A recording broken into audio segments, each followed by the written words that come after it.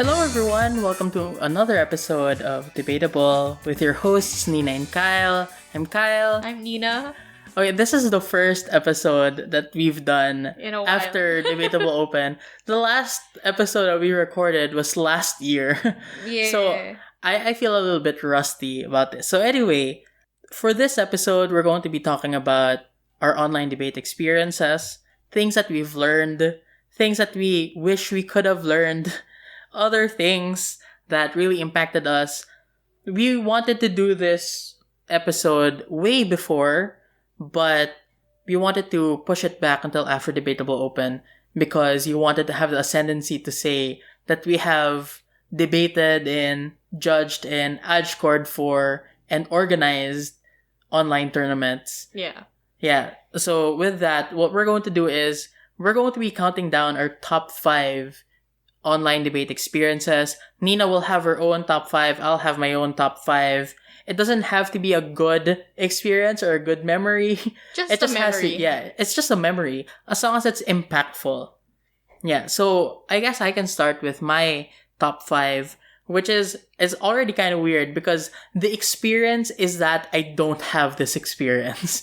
The experience that I want to talk about is the motion from Pop Culture IV, which happened last year, late into last year, where the motion was this house as a hobbit would go on a great adventure or something. And I remember such a great feeling of regret at not joining that tournament because my favorite piece of media ever is Lord of the Rings. Like, whenever I feel down, I listen to Samwise Gamgee's speech at the end of Two Towers. Whenever I want to hype myself up, I listen to several speeches from The Return of the King. And sometimes not even speeches. Sometimes just scenes of people lighting stuff on fire from the third movie. So when I heard about this motion, I felt such a huge amount of regret. Because when I heard about Pop Culture IV, I didn't want to join it because I was afraid that there would be a piece of pop culture that I'm not really familiar with. Because there are a lot of times when we think of pop culture, we also think about music. And I'm not really very well versed in the music industry. Like, I know a little bit of knowledge about, how music is produced. Those sociology perspectives, the Frankfurt School of like the producers or the gatekeepers, it's formulaic, etc., etc. But like, if you try talking to me about the specifics about the K-pop industry, I will just fail. And it's not because I don't think that it's good or that I don't feel it's not because of some elitist thinking. It's more of I understand it's so important for so many people. I don't want to get into it because I might be listening to it wrong. Do you get that feeling? I'm a girl. I get that feeling about every nerdy thing. Yeah, so that's the reason why I didn't initially want to join Pop Culture IV. But when I saw this motion, I was like, man, this would have made every single K-pop or Taylor Swift motion worth it on my end. Even if I wouldn't enjoy debating those motions, this motion would definitely like make up for all of that. But I also want to point out like there is a really interesting and very nice trend that comes with the shift to online debating. Because when we shifted to online debating, we no longer had to pay for venues and other like expenses that are usually part of the reg fee. So registration fees became increasingly cheap.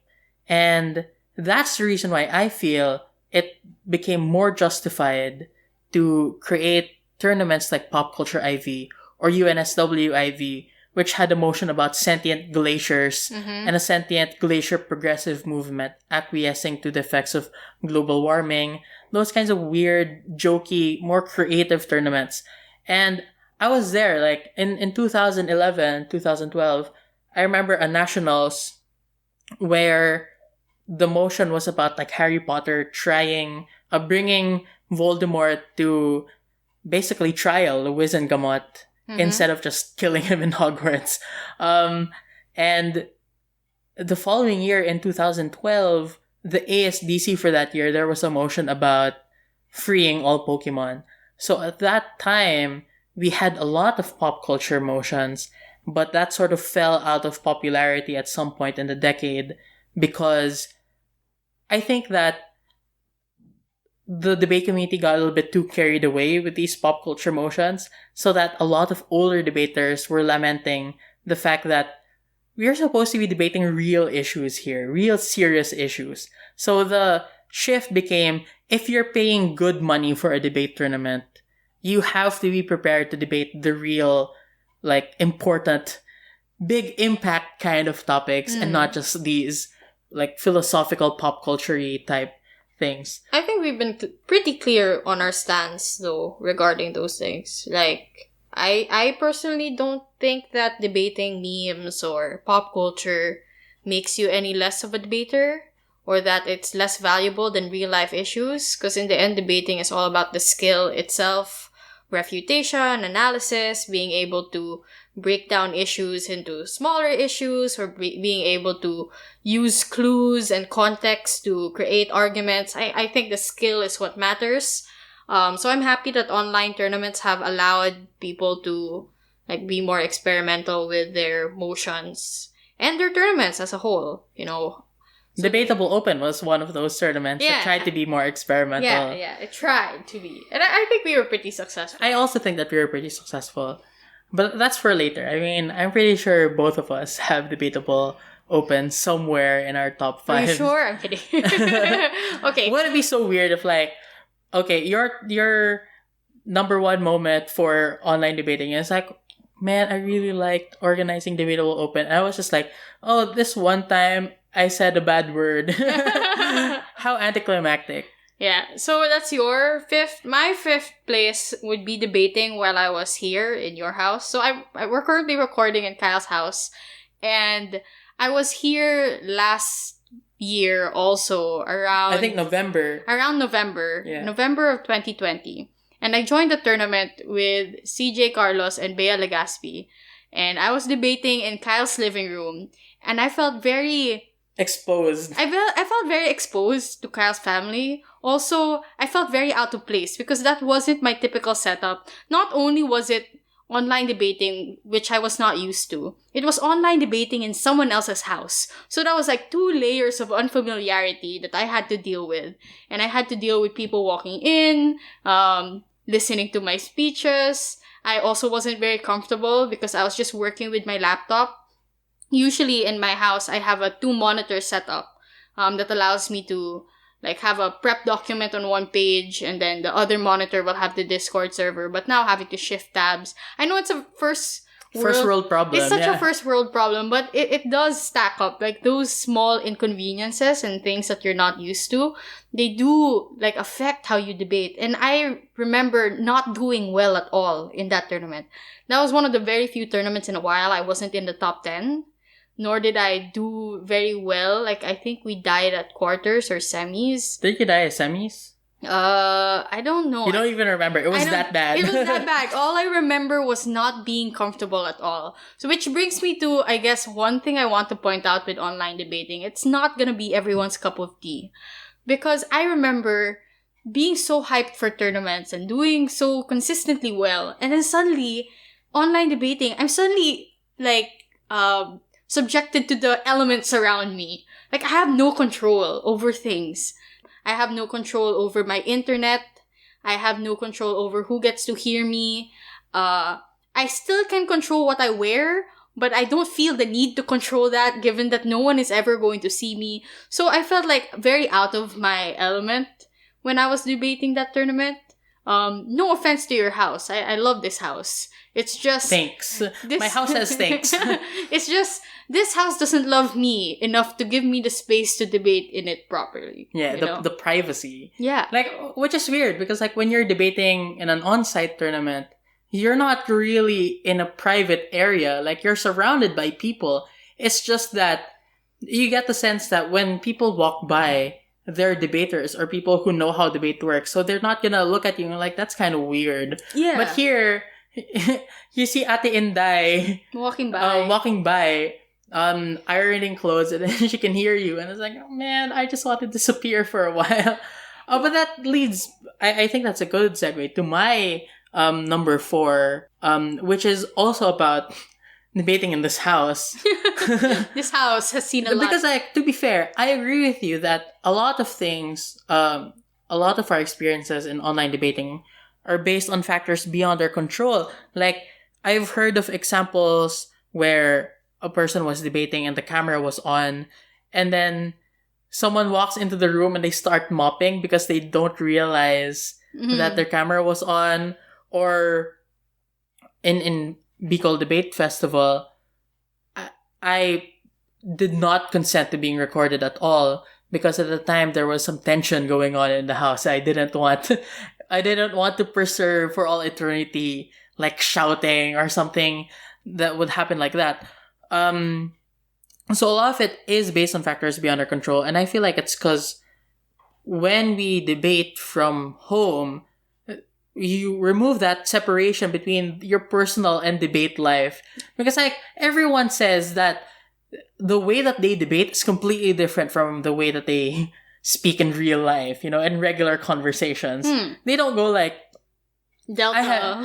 they don't go like, I have 4 levels of response to your query about what ice cream to get, right? So I feel like, and a lot of times, it could be a negative, like what you were saying. But other times, it might even be a positive. Like, it might give you a little laugh. It might give you a little boost. So in my case, I want to talk about that time when I was doing a training round with some people from UPDS. And then my brother came down and then walked up to me. He didn't know that the camera was on. And then he looked, and then everyone could see him. And then he was just like, hey, I was in the middle of a speech, or I was like coaching at that time. And then he started mocking me, like straight up roasting me. And I remember it was a positive experience because we all had a laugh about it. Like, he was straight up mocking me, like, nyeh, nyeh. It was really hilarious because my brother's personality is, like, he's a tsundere type. I'm familiar. He's a very tsundere type that always pretends to not care, but he's such a sweetie, and like, it's very adorable whenever he tries to pretend that he's some tough guy. It's never in a toxic way, he makes it a point to never be toxic about it, but he never goes like, I love you, kuya. He never says that. Ew. Like, just imagining him say that, it makes me ugh. But anyway, so that's my number 4, because it didn't, even though he straight up roasted me, it did not ruin my experience. Actually, it made me happy that he was around, because if we were on an on-site tournament, he wouldn't even be there to make friends with my friends. Yeah, and laugh with my friends as well. So I think that having factors beyond your control could also be a positive thing. It doesn't have to be a negative thing. What else do I have to say about this? No, I think for me, being able to separate your debate life and personal life might be a good thing for some, but for others, it might be a bit too daunting. Yeah, definitely. So I guess in your case, like having a piece of home while you're coaching or helping out in debate, like made the whole experience a lot more cozy or comfy. Yeah, I think it's to each of their own, but like, it doesn't, when we recommend or when we talk about our own experiences, it doesn't mean that we always have a good time debating from home. Oh, definitely. Like, definitely, sometimes I just want to stay away from me, because sometimes I'm in a very serious mood, and then he walks near me, I'm like, I'm not in the mood for your bullcrap car. I'm not in the mood, man. Yeah, that makes sense. My 4th experience is also something that took place in your house, because this house has seen me debate and judge a lot of times, more than my own household has. And that would be this experience in particular, judging in NEADC. So it's a East Asian tournament. It's like the regionals. And I remember being cooped up in your computer room because I was judging rounds the whole day. And for me, it was a rather positive experience. Probably because judging is really different from debating. Like, I don't have to speak so much. So I didn't feel as judged. If anything, it just felt like I was listening to people speak and then writing down what they were saying. And then I would give a 5-minute speech later. Yeah. You know? My brother had nothing to do with this. Like, he never interrupted you or anything. Oh, yeah. That was nice. No one interrupted me at all because I was just out here studying. You were out studying. I was just in the computer room. I was just quiet and listening. And I got paid for it. Yeah. So that was like the positive experience because, wow, I earned money for something that I would usually have to travel for. Yeah. Because I would have probably judged any ADC in an on-site tournament setting. But it would have been more draining. I would have had to go abroad, which is usually a good thing, you know. But like in this economy, in this pandemic, no, man. So being able to do that, still get paid, and have the experience of exposing myself to different debaters and different ideas, all from the comfort of my boyfriend's house, is a overall positive experience for me. To be honest, I thought you were gonna say something about Carl again. No, because no. I remember, since you were talking about like a positive experience that you had from my home, I remember the time when you were speaking and then my brother like passed by and then he was like, "Oh damn!" Do you remember that he passed by? I was like, "Oh damn!" Because I was being snarky. I said something snarky about. Oh man, I don't even remember what I said. I just remember it being very snarky. And then I heard your brother go, "Oh, damn." And I was like, what? Oh, damn.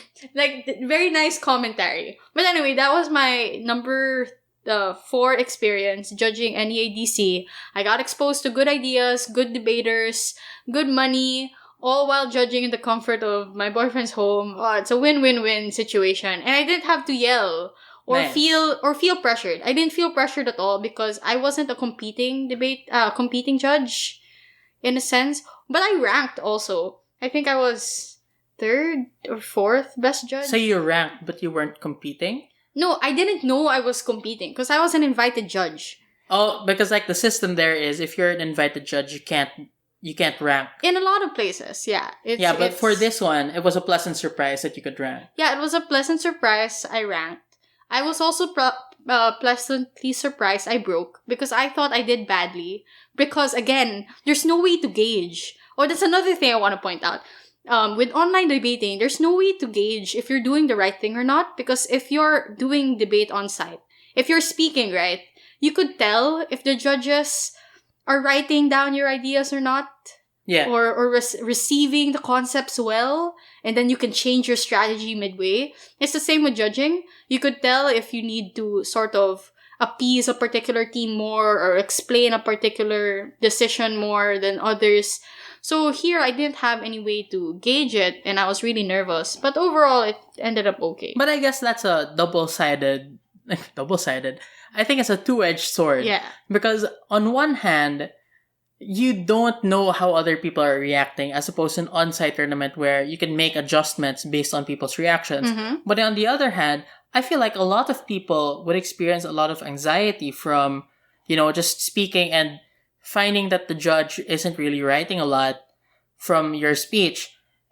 So I guess that in some instances, being able to, just close the camera and then you're not able to see what the judge is writing or what faces your opponents are making is very nice and liberating for you because you don't have to care about those things. The only thing that you have to care about are the ideas in your speech. So it can be a good thing. It can be a liberating thing. It can also be a restricting thing. Again, it depends on your strategy when it comes to debating. It just so happens that when you're judging, you like looking at the faces of the people that you're judging. Yeah. But I know for a fact, when it comes to debating, you're the complete opposite. You'd prefer not to see them. Yeah. When I'm debating, I like being very focused on my ideas and not really care about my performance. Or my debate as a performance. Yeah. Though there are instances, of course, that are exceptions. Like nationals, you gotta perform. You gotta sort of care a bit more about what you're saying and how you're presenting yourself, especially if you're being recorded. But that's all. Yeah. Meanwhile, ako naman, I just don't like... I always prefer to see, these people reacting in real time. Yeah, it's not. I feel more anxiety when I don't see them. Like in any case. So I guess it's one of those things talaga that it depends on how you prefer debating or what you look for in a debate experience. And since we're talking about like win-win-win scenarios, Mm-hmm. my number 3 is actually our win in BIFest, in Bicol Debate Festival, because it was my very first win in an online debate competition. It was also my very first win in general, my very first championship. Yay! Yeah, and I'm very happy that my very first championship was with you. And the thing about it is, it's not just the fact that we won, because to be honest, when we won, I was just like, yay, we won! And then after that, I was like, okay, I was just fine with it. It wasn't very impactful. But the reason why it's at number 3 isn't because of the fact that we won, but it's because I felt the freest I've ever been when debating in that tournament. Because, first of all, I didn't feel like there was a lot of money on the line.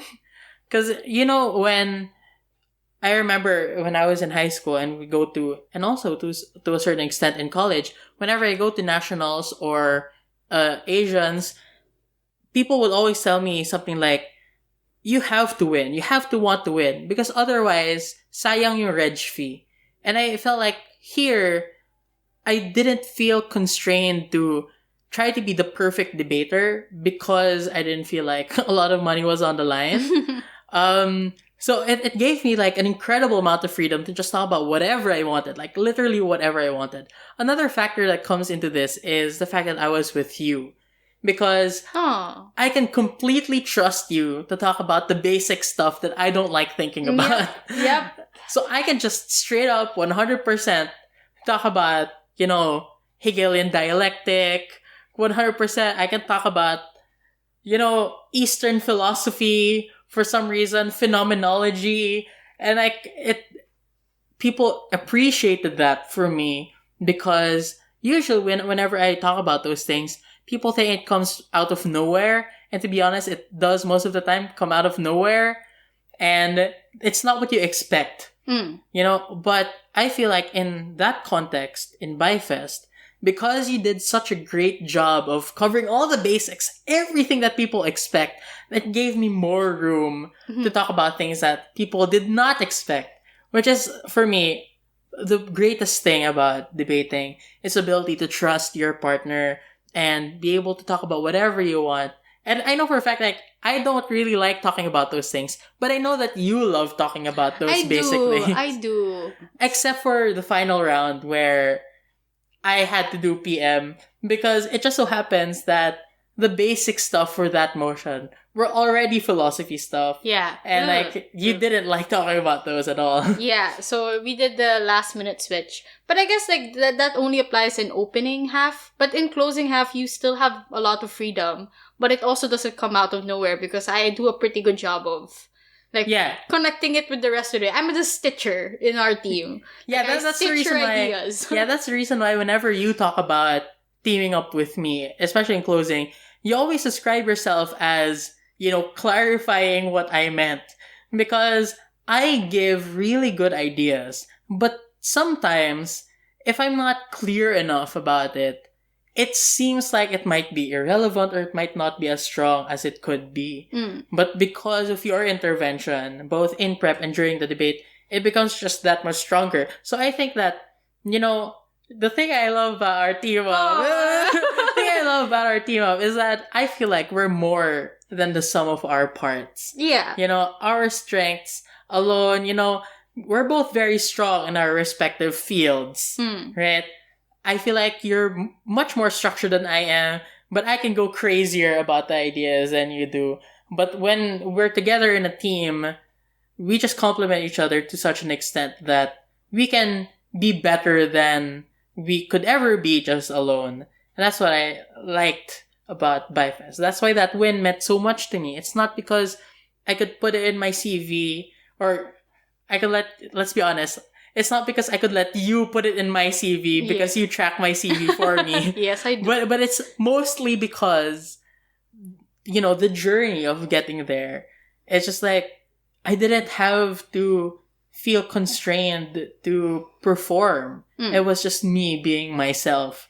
Like my unfiltered stream of consciousness, but I kind of tweaked it so that it would be more relevant to debate. But that's really how I think. Yeah. So that's why it was very meaningful to me. I also have BiFest as my third, and I think I covered some of the reasons why. But I think you forgot to mention, or you forgot entirely, that this was our first exposure to online debating. Oh yeah, yeah. Because the last time that we debated together, the last time that we debated together in BP before BiFest last year was in like 2017. Yeah, nationals. Yeah, like And 3 then- years ago. And then we haven't done a BP tournament together since. And like, honestly, when we team up with others in Asians, our dynamic is different because there's a person, completely different. like there's a third person to take into consideration. I mean, it's not a bad thing, obviously, but it's a very different feeling. Yeah, you have to adjust ba. As opposed to like, when it's just the two of us, you don't have to adjust at all. Yeah, and we don't have to talk at all when it's just the two of us. Like, we just psychic our way through prep. But so that was our first exposure to online debating, period. And I remember, like, I didn't know how Discord worked. I was still, like, tinkering with Discord at the time. I remember did we prep using Zoom or something? I remember we prepped with GDoc. We prepped with We prepped GDoc, the GDoc. but how were we talking to each other? Did we not talk to each other? I think we did talk to each other. I think it was through Zoom, yeah. Yeah, so we were on a Zoom call, and then we were on Discord, and then we were on GDoc, and I remember being so overwhelmed. But I was having a really fun time, because it was with you, and I was just doing my thing, you were doing your thing. You didn't have to police me, I didn't have to police you. I barely saw what you were typing in your GDoc, because when we prep, we would separate the screen, separate the pages. Pages. So we had prepped completely different pages. Yeah, and then we'd notice none of our ideas would overlap.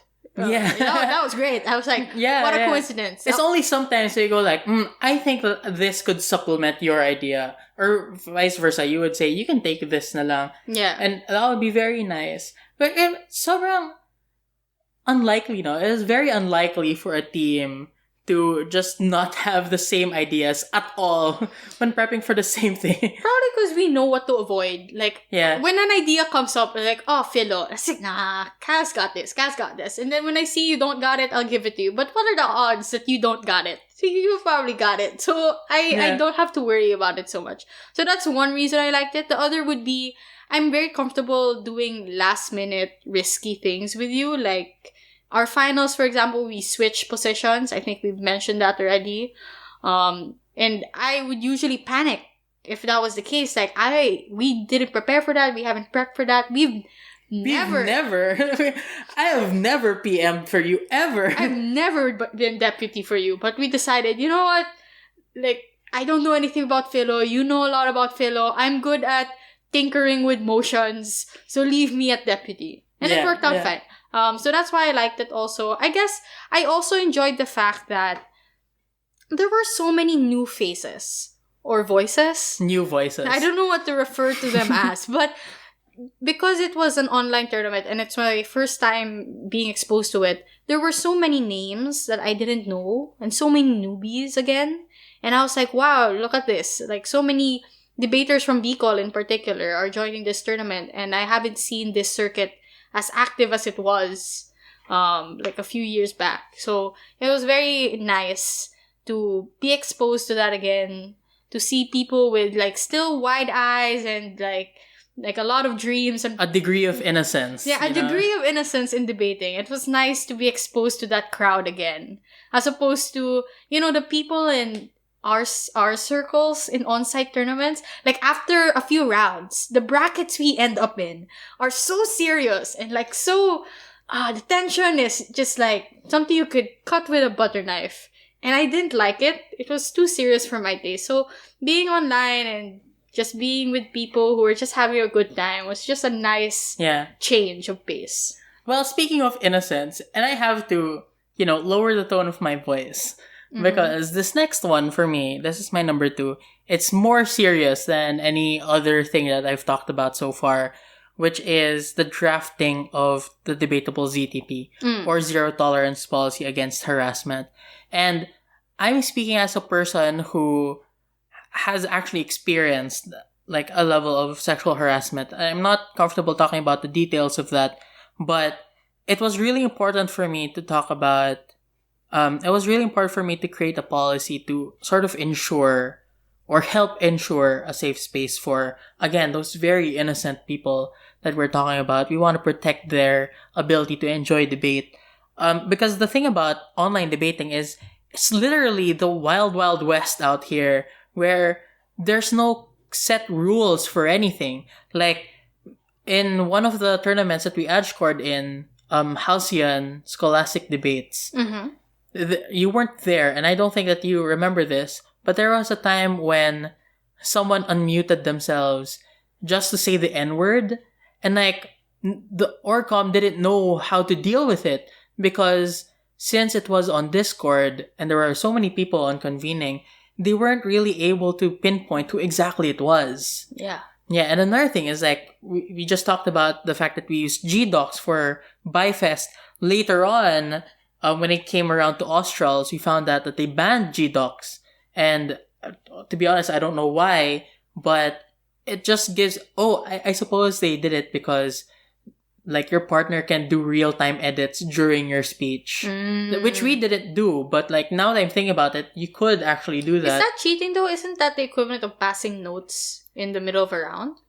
I don't think that you're allowed to pass notes to a person who's speaking If during they're the round. speaking. Oh, okay. Yeah. So I think like even the way that we prep, there's a lot of ambiguity with it. So I just wanted to give some sort of clarity with the policy that we wrote. It was more than 10 pages long, and it kind of felt too technical sometimes to write, but there were previous tournaments where there were zero tolerance policies on harassment. I guess give a bit of a summary first of what it is for our listeners who aren't aware. Yeah. So a zero tolerance policy on harassment is basically saying that if you are known to the community or are reasonably suspected to be a harasser, be it a sexual harasser or otherwise, then the tournament organizer has the right to prevent your participation at any stage of the tournament. And it was a very nice goal to have because you really do want to create these safe spaces. But there have been sometimes, there has been a tournament where there were lots of ambiguities in the way that a ZTP has to be implemented. And that created a lot of delays and there was a lot of drama surrounding it. And I don't want to talk about that. But I wanted Debatable to have its own contribution to that discourse by creating a more comprehensive policy. And I remember like I worked on that literally Christmas Day. I was still writing the policy on Christmas Day because, I wanted it to be, I guess, like a Christmas gift to our equity team. And we had an amazing equity team. We had Akeem, we had Ashley, we had Mika as well. And we had Jillian sit in as part of our ad hoc equity panel for a particular case that we handled. So anyway, I feel like that was a very impactful part of my experience in online debating. It's the idea that there are so many things that we do not yet know how to deal with. So be it harassment, be it cheating, be it the use of N-words or other equity violations. We just don't have policies for that are tailored to the online space that we have to change and work towards in order to make everyone as happy as they could be. But I still feel that I recognize that the ZTP that even I made, it's not really perfect. There are lots of things that we can iron out. For example, I didn't really consider how we would treat a person who is alleged to have harassed someone at the time that the offending party is a minor. Like, how would we deal with those cases? I think it's a question that not only tournament organizers, but also the rest of the debate community should talk about. And like, there's also like the question of when can we allow them to come back? A lot of people would definitely say never let them come back.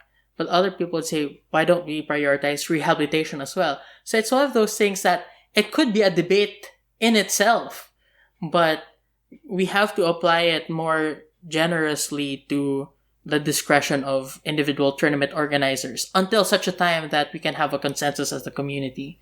So we should probably have a conversation about that, but I don't know what the proper avenues are or the proper spaces to have them, because it seems like having them online is very unproductive. And having them through figureheads is also rather unproductive. So we're not sure how to go about it. So hopefully, I guess every tournament should just do what they deem is best for themselves first. Yeah. And think through it. Think through it. Obviously.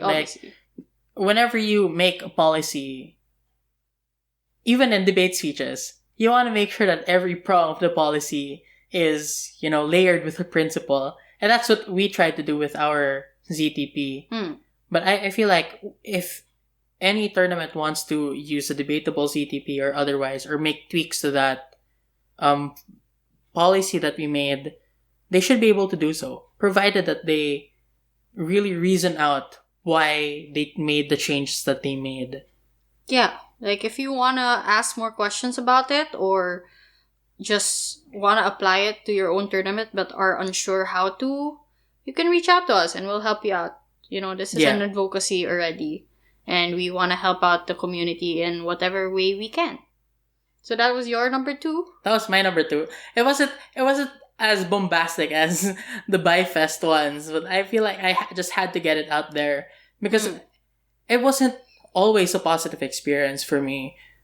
I didn't really enjoy my Christmas so much because I was working on this, but I knew that I wouldn't feel all right with myself if I wasn't satisfied with the ZTP. So that was your number 2. My number 2 was also related to debatable, but not debatable itself yet. Or not debatable open itself yet. It was the lead up to debatable open, so all the background preparation that not a lot of people get to see or hear about, but it's a lot of work. So while Kyle was doing the ZTP, I was sending out so many emails, I was fixing Excel sheets, I was posting and scheduling the pub mats, which were so cute, by the way. Thank you, Jill Icardo. Yes, once again, thank you, Jill Icardo. If you want to hire her for your projects, you really, really should. Her rates are super reasonable. You should tip her very well, and you should support your local artists. But anyway, I got sidetracked. So I like the preparations to Debatable Open, really, really a lot. So I enjoyed conceptualizing the stuff. I enjoyed even drafting the emails was kind of fun.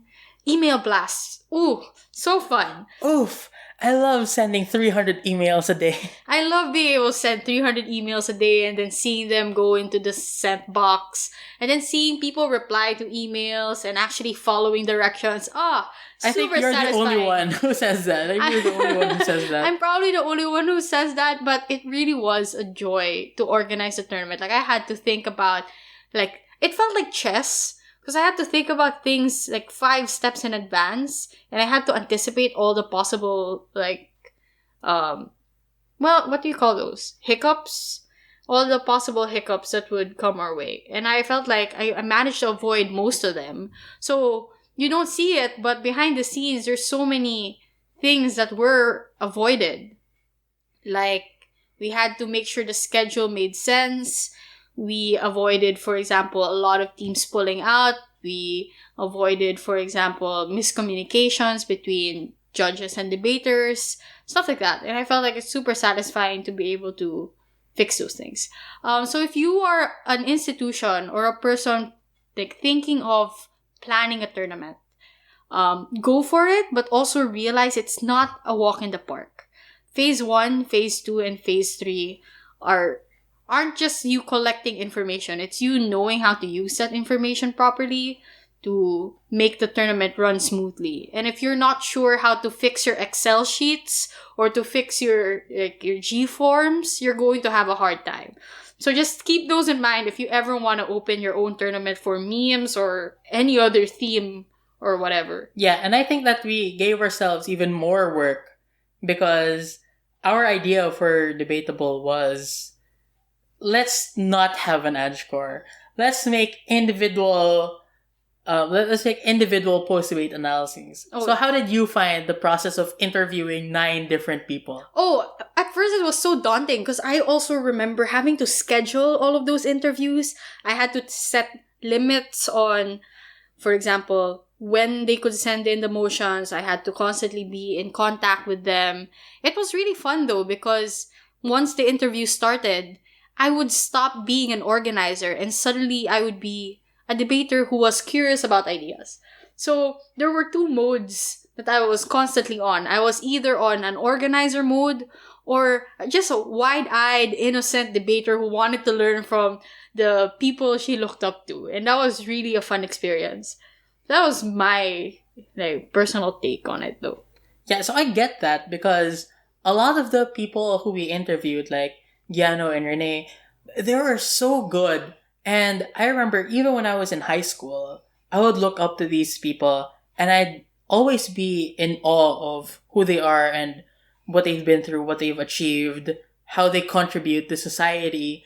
But it's also very refreshing to talk to your peers. Like, we talked to Venti, we talked to Kitty. There are batchmates. So it's also like talking to our friends about things that they're very passionate about, which was very nice because I always maintain that whenever I talk to a nerd, a nerd like us, it's always very nice to talk about things that they are passionate about because I love seeing people be passionate about things because it allows me to experience it from their point of view as well. And that's the reason why we even had this system of having individual motion contributors so that they could be able to talk about the things that they are the most passionate about, because that's the best way for us to get the most amount of content, not for clout, but like content as an educational content for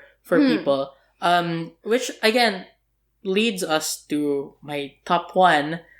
My number one is debatable open, as in the tournament proper. So your top two was about preparations. Mine is about the day itself. And okay, I will be the first to admit that I wasn't there as much as I wanted to be on the first day. I feel like you're the one who's I feel like you have more ascendancy to talk about like what happened on the day itself. But in my case, I was going back and forth between worrying about debatable open and also worrying about the two final exams that I had on that same day. I had two final exams on that day. So like I had zero sleep. I've been studying for the past like 36 hours and I had an exam the next day as well. And my entire week leading up to debatable open was just a bunch of exams. I had several property exams that week. I had a sales exam as well. And now I had two transportation final exams, an oral one and a written one on the same day. So it was really, really difficult for me. And I remember that I was talking to my friend who was my classmate, and I was telling him that I am so worried because I felt so unprepared for the exams. And at the same time, whenever I did study, I felt anxious that I wasn't able to help the rest of our organizing committee with debatable. So I tried to balance it. I don't think I was able to balance it well. I feel like I sort of leaned towards the ACAD side more. I mean, that's justified. Yeah, but I feel like, it's not necessarily a negative experience, but it was definitely very intense as an experience for me to, have to balance and juggle those things. But I feel like it was still worth it at the end because, the thing about ending a very tiring day or a very intense day, and sometimes you don't wanna know what happens next because it's more of the same. But in my case, it was more of, this was the last lap in my semester, and I really, really wanted to see what debatable was going to turn out. So the way that I looked at it was, it's a very intense experience, but when I endure it, it's going to lead to much more positive experiences down the line. And I could have made my top one about the end of debatable when we got like compliments, we got people telling us that it was a very good tournament or that it meant a lot to them. And, those are really great experiences for me as well. But the most impactful part of it was just the overwhelming experience of having to balance two very huge, very important aspects of your life and not thinking that they could coexist. But at the end of the day, realizing that they could definitely coexist. It'll take some work, but it's definitely not impossible to have it all without sacrificing anything. So, I guess it's no surprise that my top one was also debatable open proper, but for different reasons. Extension, Shanna, extension. This is my extension speech for Kyle's explanation.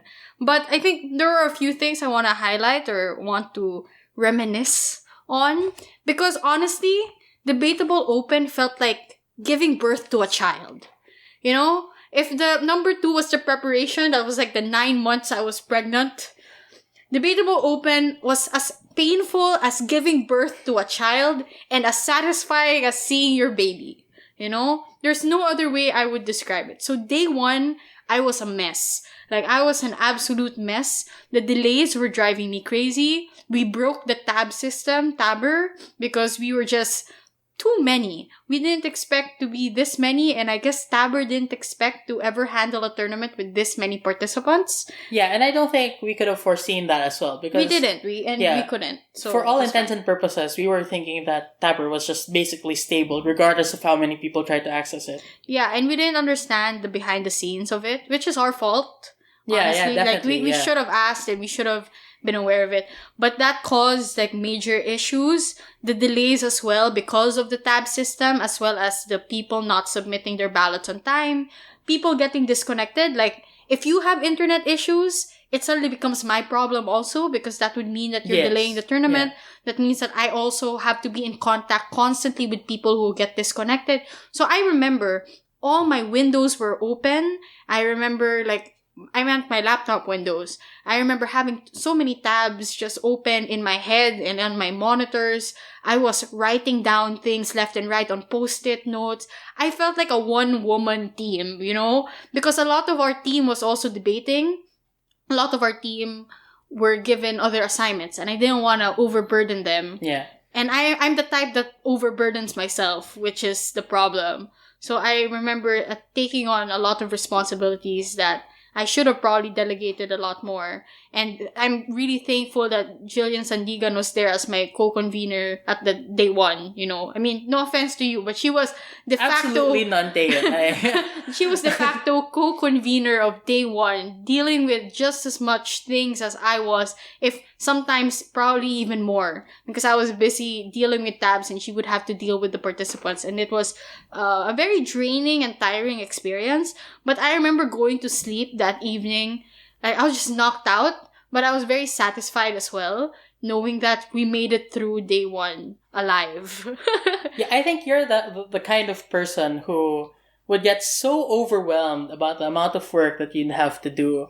But you also find a kind of joy in solving a lot of small problems throughout the day, because you feel like, oh, I'm so great at this. I'm solving a lot of problems. So I think you were just holding yourself to a very high standard that we ended up not being able to fulfill.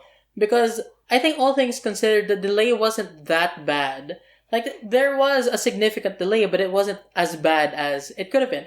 That's the tagline for the tournament. Not as bad as it could have been. Yeah, so that's one. Those were a few pointers. I also want to give a shout out to our runners, because our runners were amazing. They were amazing. They were amazing. So if you've ever been if you competed in Debatable Open and you were bugged by our runners, then, be thankful they bugged you, because they kept the tournament not as delayed as it could have been. Not as bad as it could have been. Not as bad as it could have been. So they made sure that we stayed on track for most of it. And I'm really grateful for them. I would name them all if I could. But I just don't have the memory for that.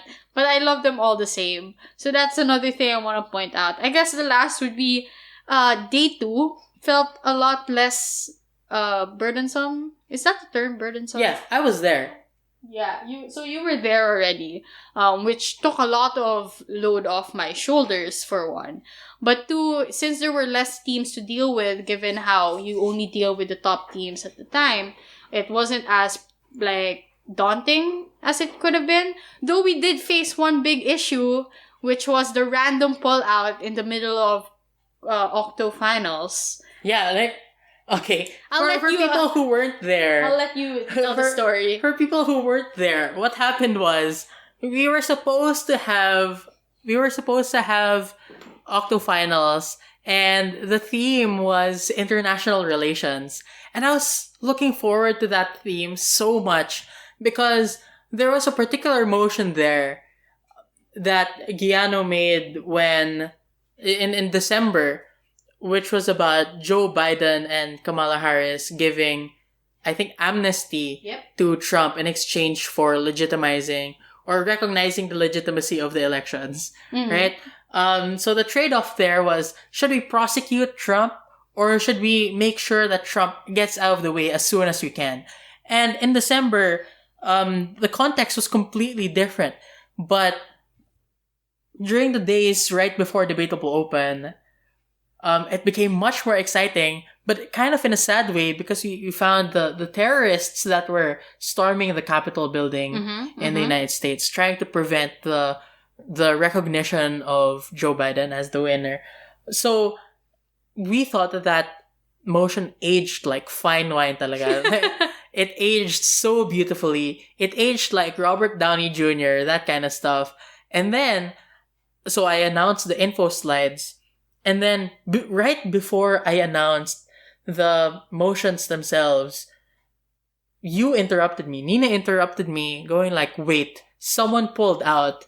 So, so we had to cancel that round because after a while, we determined that, it would have been unfair if we gave everyone the opportunity to, Google the topics already based on the info slides because it took too long to determine, like, really they pulled out? What happened? Ganyan, ganyan. Is there a way to make them not pull out? Those kinds of things. So we're not trying to shame the team that pulled out. But what we wanted to point out was, especially when it comes to online tournaments, but it also applies broadly to all tournaments, whenever you do or do not do something, it will inevitably, in many different ways that you might not even be aware of at the time, it will affect everyone else in that tournament. Yep. Be it a late ballot that's going to delay the entire tournament, or you accidentally putting a decimal point where it shouldn't be in. It's a small mistake. It's just literally one dot in your ballot. But it's going to change how the rest of the tournament will operate. It will make like a domino effect of delays and problems for everyone. So, ayun, it's just a reminder for y'alls. But that's what happened on day 2. And I had to handle that because I promised you that after day 1, I'm like, I got this. Okay, I got this. I don't want you to suffer like this again. Thank you. That was helpful. I mean, it genuinely was, though. So that was our top 5 each for online debate experiences. As you can tell, we haven't experienced a lot compared to others who are just obsessed with debating online. And I won't name any of you. Like, you do you if that's your kink or if that's what you're into. But I cannot imagine doing this every weekend or doing some derivative of this every weekend, like either judging or debating or adjcoring or organizing a tournament. And some people really do come to mind. Yeah. Like, if you're listening to this and someone comes to mind, like, tell them to take a break. Or if you're that person who... You might want to take a break. Like, it's But we're not judging. We're not judging. If it makes you happy, go ahead. But I do want to bring up some honorable mentions to our top 5. Yeah, okay, go. Like, some things that I didn't make it to my top 5, but I was debating on being on the top 5. The first one would be the THS cheating case we dealt with. So Kyle and I adjcored the tournament together, and there was a cheating case that we had to deal with. And I remember that was the Well, I've dealt with cheating cases before in tournaments, but that's the first time I've had to deal with one online, and it was so much harder to determine whether they did cheat or not. Yeah, I remember we had to do some linguistic analysis, pa. Like, Yeah. like, what do you think that they meant when they said this? And we're like, in the context of the rest of the sentence, I think that this phrase, those kinds of analysis, and, well, we didn't make it public. We didn't name and shame them because, they were novices, and you wanted to protect, people who... it was an honest mistake. It was an honest mistake. Like, the way that I framed it when I was questioning them was, I think you're supposed to know that this was wrong, but I don't blame you if you don't really grasp the full consequences of this action.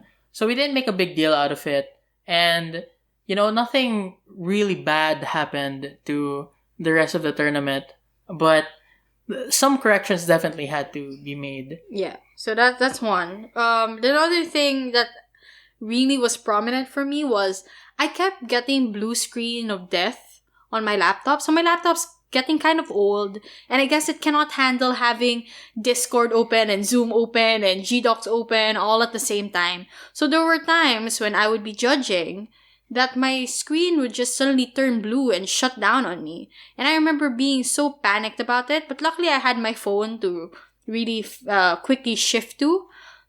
So I didn't really delay any tournaments I joined or delay any rounds I was part of. But it was daunting, knowing that at any moment my laptop could die on me. Or, I could get disconnected at any moment. So if you're a Filipino listening to this, then you know the pain. Our internet connections are not stable at all here, and you could get disconnected at any moment. So, yeah. I don't know. So that's it. Those are your only two honorable mentions. Yeah, I guess the rest are pretty generic. So I have a semis curse in LIV, and I debated LIV online, and I still died at semis. So that curse is still alive, sadly, even if it's online now. I guess some things never change. And generic adjcoring, I guess, would be something I'd point out. It's very different doing it online. It feels just the same as judging or debating would. Yeah. The lines between roles become very blurred because you're all just on the same platform. There's no separate room for adjcore like there usually is. There's no designated roles. I mean, there is roles assigned to you in Discord, but really in the end, it doesn't matter. All tournaments have separate roles for adjcore. Yeah. So it feels like the lines get blurred a lot, which I don't know if I like or dislike. All I know is that it is noticeable. It is what it is. It is what it is, That's it. That's my honorable mentions. Do you have any? Well, I guess I do have some honorable mentions. I did. There was this one time where I was doing a speech, and then some delivery person rang the doorbell, and I was the only one in the house. So I had to bring my laptop outside of the house and then make the transaction as I was speaking. When was this? It was... Oh my gosh. No, it was in Bicol Debate Festival. I didn't notice. You didn't notice because... Amazing. Yeah, because I was amazing. I mean, we weren't together. We weren't physically together then. But that was very stressful for me. It was just very fortuitous that I was talking about philosophy the entire time. So, I could get sidetracked or whatever. It will not stop me from talking about something I'm actually very passionate about. Other than that, I think my internet naman, I've been very fortunate that I've had the privilege of having a relatively stable internet connection. Except, there are sometimes I do get disconnected. And sometimes in the worst situations, like during class recitations or during exams, those are the worst. But those aren't really, super connected to online debating. Yeah. So I guess you can end it here. Yeah. That's it for this, surprisingly long episode on our online debate experiences. Hopefully it was entertaining and hopefully you got some lessons out of this. The point being, online debating is a new space. It's relatively experimental. If you're not into it, that's fine. If you are into it, that's great. If you're not sure, then hopefully this episode helped you figure out that there are some people who are just as unsure as you are. Kyle and I still don't know if we genuinely like online debating. We've tried all possible facets of it.